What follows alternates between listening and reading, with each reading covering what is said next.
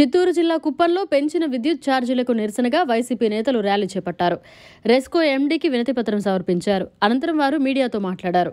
కూటమి ప్రభుత్వం అధికారంలోకి వచ్చినప్పటి నుంచి విద్యుత్ ఛార్జీలను పెంచుతున్నారన్నారు. విద్యుత్ ఛార్జీలను పెంచి ప్రజలపై భారం మోపుతున్నారన్నారు. కూటమి ప్రభుత్వం పెంచిన విద్యుత్ ఛార్జీలను ప్రజలకు అవగాహన కల్పిస్తూ ర్యాలీ చేపట్టారు. కూటమి ప్రభుత్వం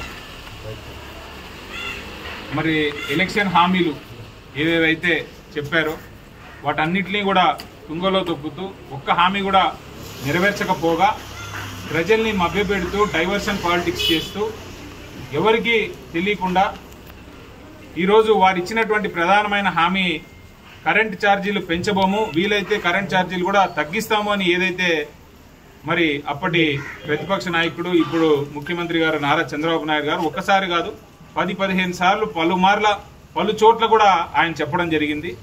దాన్ని ఏ రకంగా పట్టించుకోకుండా మరి ఒక్కసారి కాదు 2 సార్లు ఇప్పటికే కరెంట్ ఛార్జీలను పెంచి 6,000 కోట్ల దాకా ప్రజల మీద భారం వేశారు. అంతేకాకుండా డిస్కామ్లు ఏవైతే ఉన్నాయో ఆ డిస్కామ్లని కూడా పేమెంట్లు సరిగ్గా ఇవ్వకుండా ఇది వరకు డిస్కామ్లు దివాలా తీసేటటువంటి పరిస్థితి కూడా తీసుకుని పోయింది మరి ఇప్పుడున్నటువంటి ముఖ్యమంత్రి చంద్రబాబు నాయుడు గారి హయాంలోనే. కాబట్టి మేము ఈరోజు రాష్ట్ర వ్యాప్తంగా మా నాయకుడు వైఎస్ జగన్మోహన్ రెడ్డి గారి ఆదేశం మేరకు ఇక్కడ కుప్పంలో కూడా ప్రజలందరికీ కూడా జరుగుతున్నటువంటి అన్యాయాన్ని వారికి తెలుపుతూ రాజశేఖర రెడ్డి గారి విగ్రహం దగ్గర నుండి మన రెస్కో ఆఫీస్ వరకు మేము ధర్నా చేసుకుంటూ ప్రజలందరికీ కూడా పెంచిన విద్యుత్ ఛార్జీల మీద అవగాహన కల్పిస్తూ అలాగే ఆ విద్యుత్ ఛార్జీలు ఏవైతే పెంచారో వాటిని ఇమ్మీడియట్గా తగ్గించాలని కూడా విజ్ఞప్తి చేస్తూ గౌరవ రెస్కో ఎండీ గారికి కూడా మేము వినతి పత్రం ఇవ్వడం జరిగింది.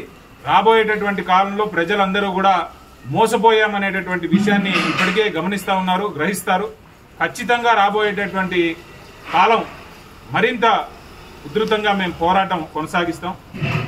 ఈ గవర్నమెంట్ ఈ కూటమి ప్రభుత్వం చేస్తున్నటువంటి అక్రమాలని అన్యాయాల్ని మేము ఎండగడతామని కూడా మీ అందరికీ తెలియజేసుకుంటూ మరొకసారి ఈరోజు ఈ కార్యక్రమంలో భాగస్వామ్యం పంచుకున్నటువంటి మా వైఎస్ఆర్సీపీ కుటుంబ సభ్యులందరికీ కూడా పేరు పేరున ధన్యవాదాలు తెలియజేస్తున్నాను. మరిన్ని అప్డేట్స్ కోసం మన HN9 టీవీ ఛానల్ ని సబ్స్క్రైబ్ చేసుకోండి.